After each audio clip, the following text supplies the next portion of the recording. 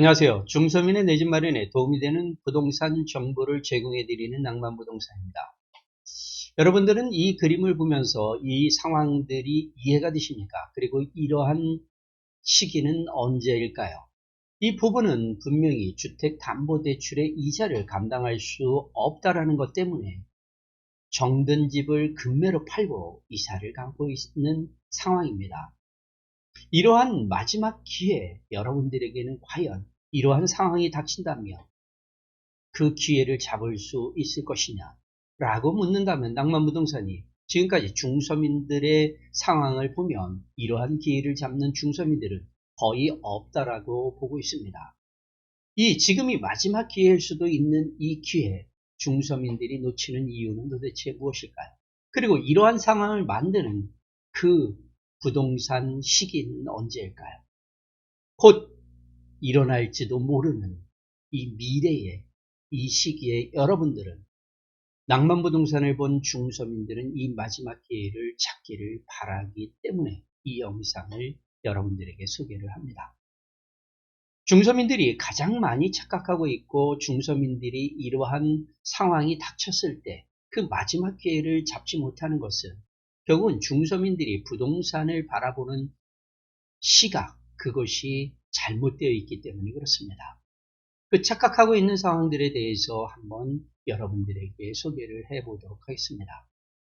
여러분들은 부동산, 특히 내 집 마련을 할 때 내 의지로, 자유로운 의지로다가 매수를 했느냐를 한번 생각해 보시기 바랍니다. 많은 중서민들은 분명히 내 자유의사에 의해서, 내 의지에 의해서 내 집을 장만했다라고 생각을 하지만 낭만부동산이 보는 입장에서 본다면 자유의지로다가 매수하신 분들은 별로 없습니다. 이것은 가장 단적인 예를 든다면 바로 거래량으로서 여러분들에게 이야기를 해드리도록 하죠.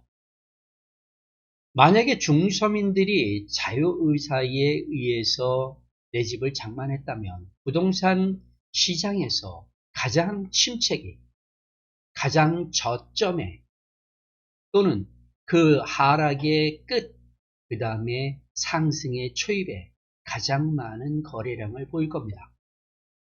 그러나 대부분 보면 부동산 시장이 침체기와 하락기에 접어들면 거래량은 줄고요. 그 다음에 부동산 상승의 중반이 가장 많은 거래량을 보이고 있습니다. 이것은 뭐냐면 중서민들이 가지고 있는 부동산 매수와 매도 타임에서 중서민들의 심리 때문에 그렇습니다. 중서민들이 부동산 가격이 하락하는 시점이 된다면 항상 머릿속에서 떠나지 않는 말들이 있죠. 지금 사는 것은 어리석다. 지금이 가장 비싸다. 조금만 더 기다리면 지금보다도 더 낮은 금액에 누군가가 매물을 내놓을 것이다. 저 금액조차도 더 깎으려면 충분히 깎을 수 있다. 저 매도자는 지금 정말로 급한 상황이 있기 때문에 지금 시세보다도 내가 3천만 원, 5천만 원을 더 내려서 사겠다라고 하면 그 매도자는 어쩔 수 없이 그 금액에 팔 수밖에 없다. 이렇게 하면서 하락기, 침체기를 매수하지 못하고 넘어간다는 얘기죠. 그러면 언제 살까요? 서서히 올라가기 시작하면 중서민들의 머릿속에서는 한 달 전보다 조금 올랐네. 만약에 한 달 전 금액이나 그거보다 조금 싸게 한다면 내가 매수할 텐데. 또 6개월이 지나면 6개월 전 생각을 하고 1년이 지나면 1년 전 매매 가격을 생각을 하죠. 내가 1년 전에 그 금액에도 안 샀는데 지금 조금 올랐다고 해서 내가 이 금액에 사라고? 이거는 정말 어리석은 선택이고 어리석은 결정이하다라고 생각하는 것이 중성이죠. 근데 재미난 상황은 이때 벌어지기 시작합니다. 주변에 있는 사람들이 1년 전 또는 6개월 전에 또는 지금 사가지고 6개월 후가 되고 1년이 됐을 때 얼마를 벌었다라는 주변 지인들, 주변에 아는 사람들이 그 돈을 벌었다는 생각이 들면 더 이상 늦어서 매수를 하면 안 되겠구나 라는 생각들을 하면서 너도나도 부동산 시장에 뛰어들기 시작하죠. 그때가 바로 상승하는 중반쯤 돼서 거래량이 급증을 하는 이유가 바로 거기에 있습니다. 그러니까 낭만부동산이 부동산 중개를 하면서 중서민들이 내 집을 장만하는 것들을 보면 대부분의 중서민의 개인 자유의사에 의해서 사는 것이 아니라 상황에 의해서 움직였다는 것이죠. 그럼에도 많은 착각을 하는 것은 내 의사로 샀다라는 것이죠. 그리고 매수할 때 보면 내가 지금 현재 가지고 있는 현금과 그 다음에 내 소득으로 지금 현재 감당하는 최대의 금액을 대출받아서 매수를 한다는 것입니다. 이것이 대부분 중서민들이 내 집 장만할 때 생기는 상황들이라는 거죠. 그러면 매도할 때는 어떠한 생각들을 가지고 있을까요? 중서민들은 매도할 때 항상 이런 생각을 가지고 있습니다. 지금 시세가 그렇대. 앞으로 부동산 시장은 떨어질 수는 있어. 그러나 내가 지금 내 집을 매도를 한다면 지금 현재 시세보다 조금만 싸게 팔면 언제든지 팔 수 있어 라는 생각들을 가지고선 있다라는 것이죠. 그런데 부동산 시장의 상황에 따라서는 그러한 시기가 아예 없다라는 것이죠. 상황이 그렇게 만들어주지 않는다는 얘기입니다. 이것은 바로 어떤 상황이 도래가 되면 중서민들은 자기의 의사랑 상관없이 무조건 매도를 할 수밖에 없는 상황으로 이끌어간다는 얘기죠. 바로 이 부부가 그러한 상황에서 그래도 급매를 해도 팔고 이사를 간다는 겁니다. 내가 마지막 기회를 잡았기 때문에. 그러나 이러한 착각 속에서 중서민들이 움직이기 때문에 매수뿐만 아니라 매도조차도 내가 원하는 상황에서 매도를 하지 못한다는 거죠. 그것의 최악의 선택은, 최악의 결과는 개인 파산, 가정 파탄까지도 간다는 얘기입니다. 지금 현재 26년도 현재의 상황으로 본다면 이것을 이야기하는 것은 정말로 폭락론에 의해서 이야기하는 폭락론자일 수밖에 없다는 얘기죠. 그러나 지금 현재 상황이 과연 중서민들이 생각하고 있는 그 상황을 그대로 자유의사에 움직일 수 있는 그 상황이냐라고 묻는다면 낭만부동산이 보는 입장에서는 중서민들이 자유의사대로 할 수 없는 상황으로 지금 움직이고 있다라고 보고 있기 때문에 그렇습니다. 왜 중서민들은 자유의지대로, 자유의사대로 기회를 잡지 못할까요? 그것은 경제적인 문제에 의해서 심리적인 문제도 있지만 가장 중요한 것은 중서민들의 부동산 시장을 올바르게 인식하고 파악하고 공부하지 않았기 때문에 그렇다는 얘기죠. 그래서 혹시라도 문제가 생길 수 있는 마지막 기회를 잡을 수 있기 위해서 지금 한 번쯤 중서민들은 고민을 해보시라고 이 영상을 만듭니다. 이 영상이 여러분들에게 도움이 된다면 낭만부동산 구독과 좋아요를 눌러주시기 바랍니다. 왜 기회를 잡지 못했을까요? 가장 중요한 것은 자기 의사대로 매수를 선택하거나 결정을 하지 못했기 때문에 그렇습니다. 어떠한 상황들이 중서민들에게 너는 지금 매수를 해야 된다. 너는 지금 매도를 해야 된다라는 그는 그 강요를 당한 상황에서 중서민들이 매수하고 매도를 했기 때문에 그 기회조차도 잡지 못할 수도 있고 부동산으로 돈을 벌지 못하고 패가망신을 하는 경우가 많이 생기는 것은 결국은 중서민들이라는 거죠. 많은 사람들이 이런 얘기를 합니다.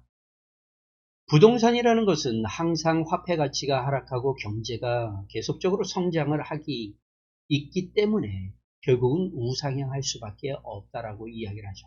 그러니까 내 집 장만한 사람들은 지금이 가장 싸고 비록 조정을 받는다 하더라도 시간을 기다리고 버틴다면 결국은 우상향으로 해서 지금보다 훨씬 더 많은 수익을 벌어들일 수 있다라고 이야기를 하고 있습니다.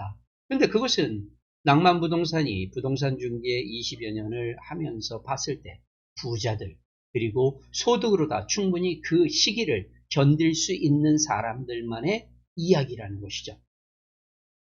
중서민들은 그 힘든 시기를 견딜 수 있는 경제적인 능력이 안 되기 때문에 그것이 뻔히 우상향이 되고 앞으로 부동산 가격이 상승한다는 것을 알면서도 어쩔 수 없이 손해보고 매도를 할 수밖에 없는 그 상황으로다가 내몰린다는 얘기죠. 그것에 대해서는 어느 누구도 이야기하지 않는다는 얘기입니다. 그것을 겪어본 사람이나 그것을 아는 사람들은 결코 중서민들한테 우상향을 하기 때문에 무조건 지금이 가장 싸게 사니까 지금 사야 된다라고 강요하지 않는다는 얘기입니다.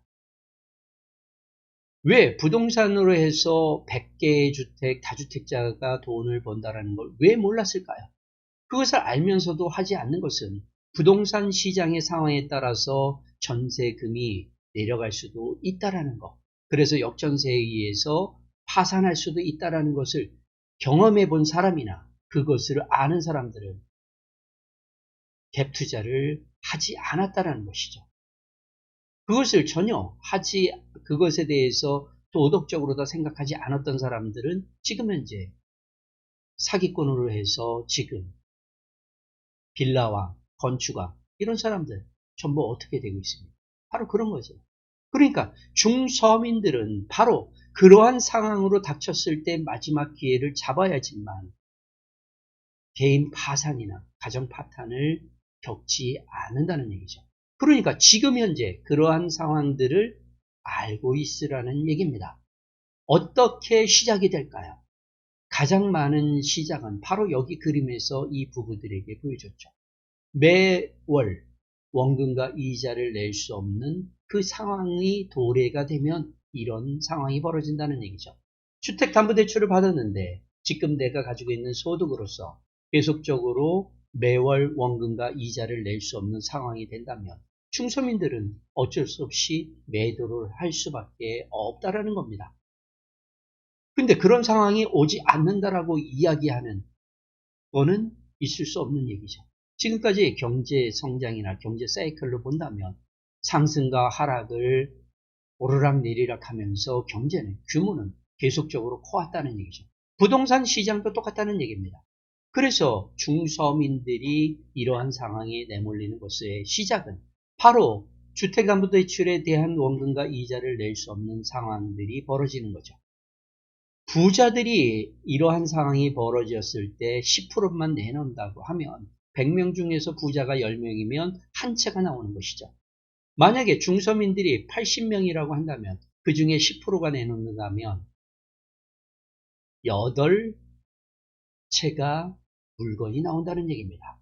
부자들은 한 채가 나오지만 중서민들은 8채가 나오고 시중에 2채가 평균적으로 매물이 나왔다라고 한다면 부자들이 내놓으면 50%의 물건이 증가가 되겠지만 중서민들의 10%가 내놓는다면 8채가 늘어나기 때문에 400%의 물건이 시장에 나온다는 얘기입니다. 그러니까 부자들이 내놓는 물량과 중서민들이 내놓는 물량에서 이 부동산 시장에 영향을 주는 것은 결국은 중서민들이 내놓는 물량이 많아지면 공급 과다에 의해서 가격이 하락하고 중서민들이 10%만 매수 쪽에 덤벼들어도 수요가 4배나 늘어나기 때문에 물건이 없어서 급등을 한다는 얘기죠. 그러니까 지금 현재 이러한 주택담보대출을 감당할 수 없는 중서민이 늘어나면 늘어날수록 부동산 시장은 생각한 것대로 상승이 아니라 하락적으로 갈 수 있다는 얘기죠. 근데 여기에서 중서민들이 마지막 기회를 잡지 못하는 가장 큰 이유는 바로 여기 있습니다. 중서민들은 지금 현재 내가 최소한의 손해를 보고선 수습하려고 노력한다는 얘기입니다. 부동산 시장을 정확히 이해를 하지 못하고 부동산 시장이 어떻게 움직이는지 못한다라는 것을 모르는 중서민들은 나에 대해서만 생각을 한다는 얘기죠. 그래서 내가 최소한의 손해를 보고선 이 상황들을 타개해 나가려고 한다는 거죠. 이런 착각들에 의해서 부동산 시장, 특히 중서민들은 정말로 상상할 수도 없는 그 상황으로다가 그리고 참혹한 결과를 바라볼 수밖에 없는 그 상황으로 간다는 얘기죠. 이것은 중서민들이 결국 부동산 시장이 어떻게 변화가 되고 있는지, 그거에 따라서 매수자들의 심리들이 어떻게 바뀌는지에 대해서 알지 못하기 때문에 그렇다는 얘기입니다.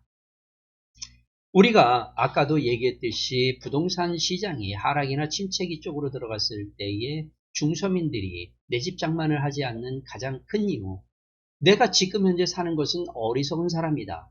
분명히 저 매도를 하려고 하는 사람들이 경제적인 문제가 있기 때문에 지금보다도 시간을 더 두고 보면 볼수록 더 낮은 금액으로 내놓을 것이고, 누군가는 저 사람보다도 더 급한 사람이 생겨서 급매로 내놓을 것이다.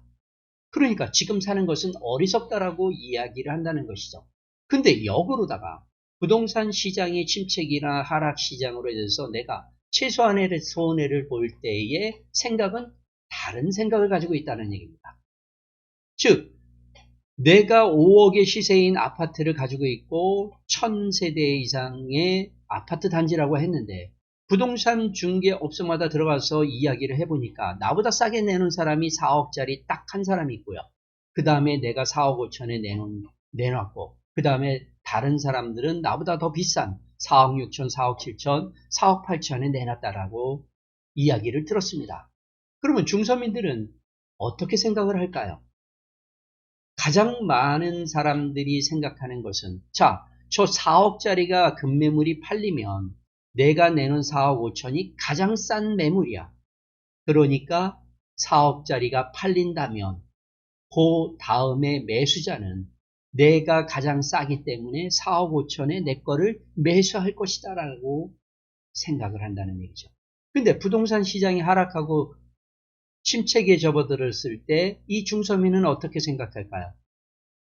바로 아까 얘기했듯이 저 4억의 매매를 내놨어. 그러면 저거보다도 더 급한 사람이 생기고 더 문제가 있는 더 급매물이 나와서 나는 3억 8천 또는 3억 5천에도 살 수 있어 라고 생각을 한다는 얘기죠. 즉, 매도의 심리와 매수의 심리를 잘못 생각하고 있다는 얘기입니다. 그러니까 부동산 시장이 지금 중서민들이 이렇게 주택담보대출에 대한 원리금을 갚을 수 없는 상황이 된다면 너도 나도 그렇게 급매를 내놓을 수밖에 없는 상황들이 되고, 그리고 매수자들은 한정되어 있고, 매수자가 생각하는 것은 지금 현재 4억에 팔렸다면 그거보다도 더 싼 급매물을 찾고 있고, 그 금액이 아니면 절대로 안 산다라는 그 생각을 내가 매도자였을 때와 매수자였을 때를 서로 생각을 달리 생각한다는 얘기입니다. 그러니까 부동산 시장이 상승할 때는 분명히 내가 조금이라도 싸게 내놓으면 쉽게 팔리지만, 부동산 시장이 침체기나 하락기로다가 접어들기 시작하면 내가 조금 싸게 내놓는다고 팔리지 않는다는 얘기죠. 나보다도 더 급하게 내놓은 그 금액보다도 더 싸게 내놔야지만 내 물건이 팔릴 수 있어서 이 부부처럼 내가 다른 집에 전세가 됐던 월세가 됐던 이사를 갈 수 있는 그 마지막 기회를 잡을 수 있다는 것에 대해서는 전혀 생각하지 않기 때문에 이런 기회를 잡지 못한다는 얘기입니다. 그러면 이렇게 얘기를 하겠습니다. 4억의 금매를 내는 사람이 내가 매수자가 돼서 살려고 했을 때 이런 생각을 하죠. 저 사람이 얼마까지 깎아줄 수 있을까? 그래서 부동산 사장님한테 이렇게 얘기합니다. 3억 6천에 팔면 내가 지금 당장 계약하고 일주일 내로다 잔금을 치르겠습니다. 그러니까 매도자한테 한번 이야기해 주십시오. 라고 합니다. 그러면 매수자는 그 전화를 받았을 때 어떤 생각을 할까요? 지금 현재 4억에 매도를 하게 되면 지금 여기 은행에게 내 원금과 이자를 갖고도 내가 전세가 됐던 월세가 됐던 그리고 이사비용 이런 것들을 다 하고도 이사 갈 수 있다면 4억에 팔겠죠. 근데 3억 6천에 제시를 했는데 3억 6천에 제시했을 때 내가 이 은행에 원금과 이자를 갚지도 못하고 월세 보증금조차도 또는 이사 비용도 할 수 없다면 3억 6천은 포기를 한다는 얘기죠.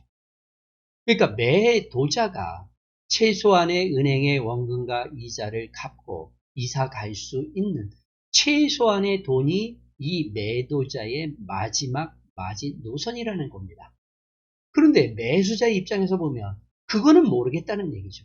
저 사람이 급하면 내가 원하는 금액대로 무조건 팔 것이야 라는 생각을 하고 있다는 얘기입니다.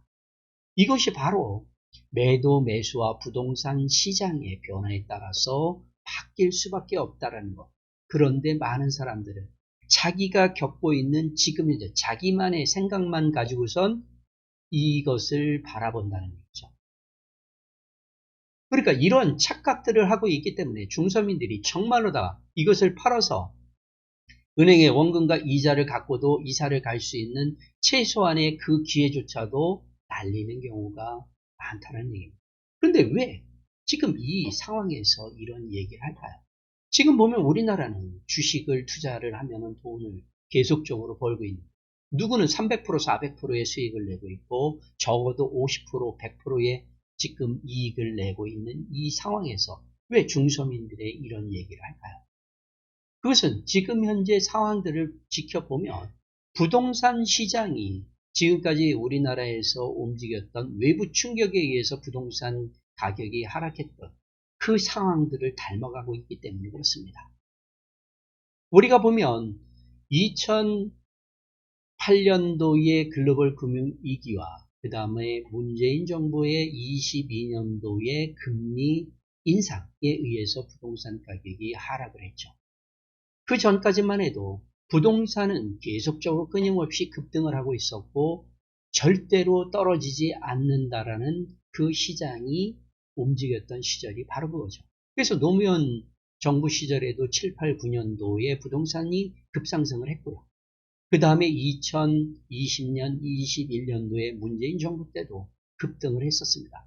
그 당시에 많은 중서민들이 매수를 하면서 항상 생각했던 것은 지금 매수를 했으니까 앞으로 부동산 가격은 30%, 50%가 올라가서 지금 현재 내가 대출받은 금을 팔게 되면 그거를 갖고도 2억, 3억씩 돈을 벌 수 있어라는 그 막연한 기대에 의해서 상황에 의해서 떠밀려서 샀다는 얘기입니다. 그런데 생각하지도 못했던 외부적인 충격에 의해서 부동산 가격이 하락하면서 적게는 30%, 많게는 50%까지 하락을 했습니다. IMF 때를 이야기한다면 그것을 경험하지 못했던 사람들은 이해할 수 없겠지만 IMF 때 같은 경우는 부동산 가격이 50%, 70%, 80% 내놔도 사주는 사람이 없었다는 얘기입니다. 그러한 시기는 결국은 내부적인 우리 국내 경기의 문제가 아니라 외부적인 충격에 의해서 그렇게 움직였다는 얘기죠. 그래서 많은 사람들이 부동산 시장에서 하락을 논할 때는 외부적인 충격에 의해서 움직인다라고 얘기를 하고 있고요. 그것은 낭만부동산도 직접 겪었던 이야기입니다. 그러니까 그것에 대해서는 낭만부동산도 맞다라고 얘기할 수밖에 없죠. 그런데 지금 현재의 상황을 본다면 분명히 국내의 경기는 침체가 되고 있고 일부 업종에서만 지금 우리나라 경제를 이끌어가고 있다는 겁니다. 그런 걸로 보면 중서민들이 다니고 중서민들이 소득이 내는 쪽은 지금 저성장 또는 마이너스 성장을 하고 있지만 대기업 중에서도 일부만 지금 고성장을 하고 있다는 얘기죠. 그러니까 대다수를 차지하고 있는 중서민들의 직장은 지금 현재 불안하다는 얘기입니다. 즉 앞으로 통제할 수 없는, 정부도 통제할 수 없고 중서민도 통제할 수 없는 그러한 부동산 상황이 열릴 가능성이 매우 높다는 얘기죠. 지금 여러분들이 뉴스를 보면 항상 고유가, 고환율, 고물가, 고금리 그리고 유동성 증가에 대해서 항상 듣고 있죠. 그럼에도 불구하고 부동산의 가격이 계속적으로 상승하고 벼락거지가 될 수도 있다라고 얘기하는 사람들 중에서 20년, 21년도의 문재인 정부 때처럼 유동성 증가가 바로 주식이 뛰면서 주식에서 벌어든 돈이 결국은 부동산으로 올 수밖에 없다. 그러니까 앞으로 부동산은 폭등할 수밖에 없다라고 얘기하면서 지금 현재 서울의 부동산 가격 상승하고 그리고 전세가 말라가면서 전세 보증금 가격이 올라가고 월세가 지속적으로 증가하는 것을 예를 든다는 얘기죠. 이러한 것들을 본다면 결국은 20년, 21년도의 모습과 지금의 모습을 본다면 결국은 부동산 가격은 폭등할 수밖에 없다는 얘기죠. 그런데 외부적인 충격에 의해서 올 수 있는 이 다른 상황들은 지금 혼재되어 있다는 얘기입니다. 고유가, 고환율, 고물가, 고금리.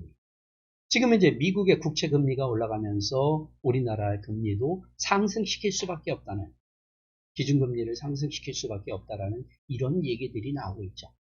그리고 20년, 21년 코로나 팬데믹 시절에 보면 전 세계가 유동성을 계속적으로 증가를 시켰죠.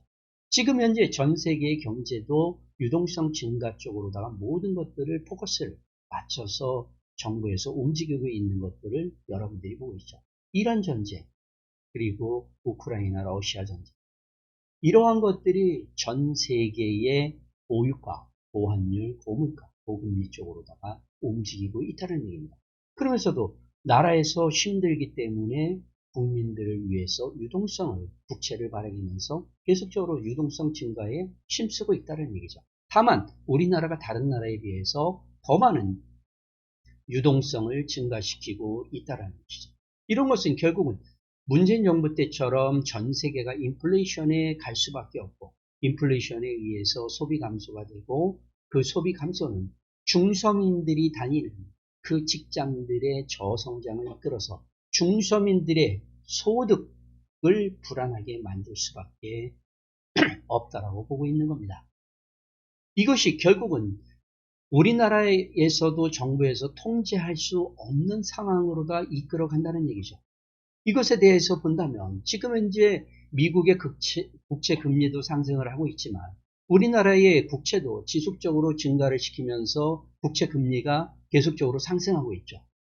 그러다 보니까 은행에서도 지금 현재 대출을 해줘야 되는 자금을 조달하기 위해서는 은행채도 발행하고 예금 적금들을 하지만 지금 그 금리가 국채보다도 더 높게 해줘야 누군가가 은행채를 사주는 거고 은행에 투자를 한다는 얘기입니다. 지금 은행에 예금 적금을 하지 않는 가장 큰 이유가 뭡니까? 유동성이 증가되면서 주식이 지금 수익이 워낙 좋으니까 그 돈을 굳이 예금 적금을 하는 것이 아니라 주식 시장으로다가 돈을 빼버리고 있다는 얘기죠. 그러니까 은행에서는 그 돈을 더 조달하기 위해서는 국채 금리보다도 더 높은 금리를 줘야 되고 더 높은 금리를 해야 자금 조달이 되고 그걸로 다 자금 조달한 것을 가지고 기업이나 주택담보대출을 해줄 때 금리를 상승시킬 수밖에 없죠. 그러니까 지금 현재 주택담보대출 금리를 상단 7%대에서 많게는 10%까지 갈 것이다라고 지금 얘기를 하고 있습니다. 그런데도 유동성 증가에 의해서 부동산 가격은 폭등할 것이다. 지금 사지 않으면 문제가 된다. 지금이 가장 저렴할 때다. 그래서 지금 현재 전국에서 분양하고 있는 아파트들 일부 지역은 정말로 폭등을 하고 있죠.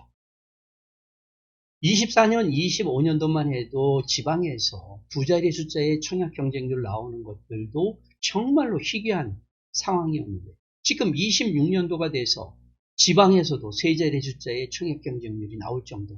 그 이유는 바로 이거보다 지금보다 싸게 분양할 수 있는 아파트는 없다라는 심리죠.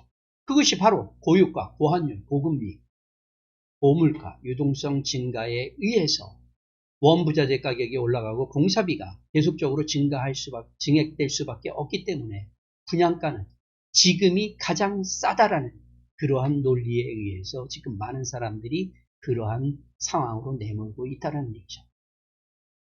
그런데 중서민들의 소득은 결국은 지금 현재의 소득으로 주택담보대출 원금과 이자를 감당할 수 있다면 더 금리가 올라가도 그것을 감당할 수 있다면 굳이 금매로다가 매도를 할 이유가 없다는 얘기입니다. 그러나 이 금매로다 내놓는 것은 도저히 자기 소득으로서 주택담보대출 금리를 감당할 수도 없고 생활이 안 되기 때문에 그래서 어쩔 수 없이 금매로 매도를 하게 되는 거고 부자들이 공급해서 매도 내놓는 양보다는 중서민들이 이러한 현상에 의해서 내놓는 양이 공급이 폭등으로다가 간다는 얘기죠. 공급량. 그러니까 공급이 폭증을 하게 되면 결국은 부동산 가격에 영향을 줄 수밖에 없고, 그 영향은 아무리 유동성을 증가시킨다 하더라도 그 공급 물량이 많아지면 부동산 시장은 하락이나 침체기 쪽으로다가 움직일 수밖에 없다는 얘기입니다. 그랬을 때 중서민들은 내가 가정 파탄이 되지 않기 위해서, 신용불량자가 되지 않기 위해서 어떻게 잘 요령 있게 매도를 해서 그 어려운 시기를 벗어날 것이냐에 대해서 정말로 고민을 해야 된다는 얘기입니다. 이것은 지금 현재의 상황에서 어불성설인 같은 말이겠지만 가능성이 보이기 때문에 낭만부동산이 이렇게 이야기를 한다는 얘기입니다. 그래서 중서민들한테 이러한 질문을 좀 드리고 싶습니다. 만약에 중장기적으로 봤을 때 금리는 현재 금리를 계속 유지할까요? 아니면 금리가 상승할까요? 아니면 하락할까요? 26년도, 27년도, 그리고 28, 29년도, 30년도, 그리고 30년도 이후에 과연 금리는 어떻게 될까요? 그랬을 때 그 금리 상승과 유지와 하락 쪽에서 여러분들의 지금 현재 소득으로 내 집 마련한 주택담보대출의 원리금을 계속적으로 유지시키면서 내가 내 집을 보유할 수 있을 것이냐에 대해서 고민을 해주시기 바랍니다. 만약에 상승했을 때의 상승금리가 몇 프로 정도가 되면 나는 견딜 수 없다면, 중기적으로 봤을 때 그 금리가 다가올 것 같다면 나는 지금 매도를 해야 된다는 얘기입니다. 자의적으로 상황이 만들어서 어쩔 수 없이 매도하는 것이 아니라 내가 판단해서 내가 자의적으로 다 해야 된다는 얘기죠. 그러나 지금 현재 이러한 세계적인 문제를 본다면 결국은 우리나라의 금리는 계속적으로 상승할 수밖에 없고, 최소한의 주택담보대출 금리는 6%에서 7% 사이를 갈 가능성이 높죠. 26년, 27년도에. 그렇게 됐을 때 이거 중서민들이 주택담보대출을 감당할 수 없다면 눈물을 머금고라도 지금 매도를 해야 되는 거고, 아니면 지금 현재 금리를 유지하거나 또는 하락하는 쪽으로 간다면 내가 직장만 계속적으로 유지할 수 있고 소득이 일정하다면 내가 5년이고 10년이고 이 주택담보대출에 대해서 부담 가지지 않고 유지할 수 있다는 거죠. 그러면 내 집을 보유할 수 있죠.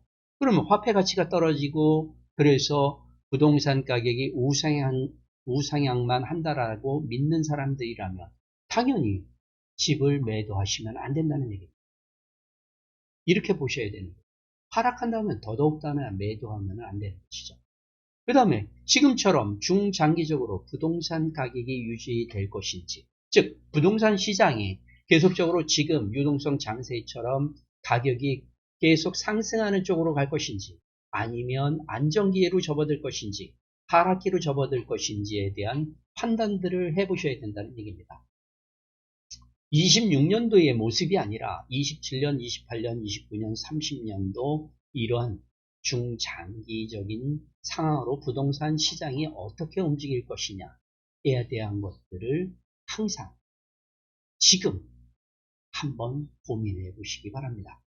그리고 가장 큰 고민은 바로 이거죠. 지금 현재 내 집 마련을 하신 분들 같은 경우는 주택담보대출에 대한 원리금을 내고도 생활이 되는 가장 큰 이유는 지금 현재의 직장이 안전하고 거기서 소득을 꾸준히 낼 수 있기 때문에 그렇다는 얘기죠. 그러면 지금 현재 우리나라의 경제 상황으로 봤을 때 여러분들의 직장은 과연 지금 고유가, 고환율, 고물가, 고금리에 의해서 인플레이션과 소비 감소가 됐을 때 여러분들의 직장은 어떻게 될 것이냐가 가장 중요하죠. 그래서 이 세 가지에 대해서 질문을 하고 고민을 해서 여러분들이 지금 어떻게 매도를 해야 되는지, 아니면 보유를 끊임없이 해야 될 것인지, 이것에 대해서 결정을 할 수 있습니다. 어찌됐건 이 중서민들을 보면 이 부부들을 뒤에서 입고 있는 이 은행은 정말로 행복한 사람이죠. 어찌됐건 자기는 이 집이 금매로다 넘어가던 경매로 넘어가던 자기의 원금과 이자에 대해서는 받아낼 수 있기 때문에 중서민들이 파산을 하던 파산을 하지 않던 아무런 상관이 없이 이익만 취득할 수 있는 사람들이죠. 그래서 이러한 가능성을 본다면 결국은 지금 현재 나의 마지막 기회를 놓칠 것이냐 아니면 잡을 것이냐 이러한 고민들, 질문 등을 통해서 그리고 매수자들이 하락기와 상승 시기에 갖는 심리적인 것들을 고려해서 지금 준비해 놓는다면 여러분들은 혹시라도 최악의 경우가 생긴다 하더라도 마지막 기회를 잡을 수 있을 것으로 보고 있습니다. 지금까지 낭만부동산이었고요. 이 내용이 여러분들에게 도움이 됐다면 낭만부동산 구독과 좋아요 눌러주시고요. 알림 설정 부탁드립니다. 장시간 시청해 주셔서 감사하고 오늘도 즐겁고 행복한 하루 되시기 바랍니다.